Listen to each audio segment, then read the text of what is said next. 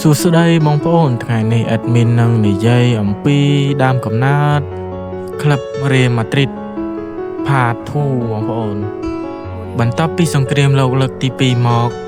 បាល់ទាត់នៅអេស្ប៉ាញកំពុងស្ថិតនៅក្នុងភាពច្របូកច្របល់តែប្រធានក្លឹបម្នាក់ឈ្មោះ Santiago Bernabéu បាននាំឲ្យក្លឹប Real Madrid ងើបឡើងសាជាថ្មីដូចជាភ្លើងដែលរៀបនឹងរលត់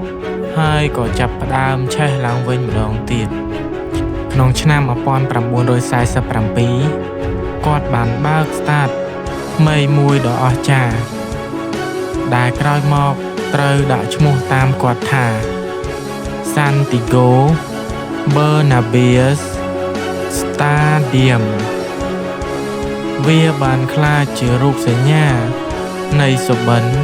និងសេចក្តីសង្ឃឹមរបស់ក្លឹបក្រោយការដឹកនាំរបស់លោក Bernabéu ក្លឹបបានទិញកីឡាករដ៏អស្ចារ្យមកពីទូទាំងពិភពលោកនៅក្នុងចំណោមនោះមានដូចជាលោក Di Stefano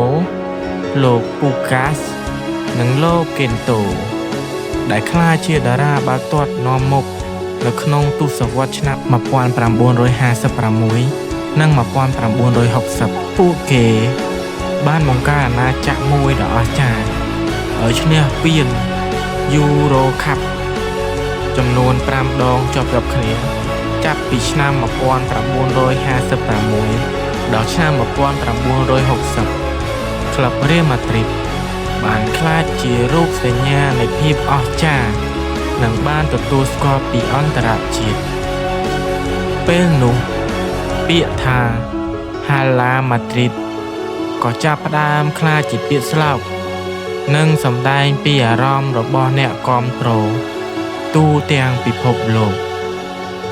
សម័យលោក Santiago Bernabéu មិនត្រឹមតែជាអ្នកសាងសង់ស្តាតប៉ុណ្ណោះទេប៉ុន្តែជាអ្នកកសាងអត្តសញ្ញាណថ្មីមួយឲ្យក្លឹបពីពេលនោះមកអាណាចក្រអឺរ៉ុបនិងក្លឹប Real Madrid បានចាប់ផ្ដើមលូតលាស់រហូតមកអរគុណបងប្អូនដែលតាមដានវីដេអូនេះរហូតដល់ចប់បងប្អូនជាចុងក្រោយសូមបងប្អូនជួយចុច like ជួយចុច follow ដើម្បីឲ្យ admin មានកម្លាំងចិត្ត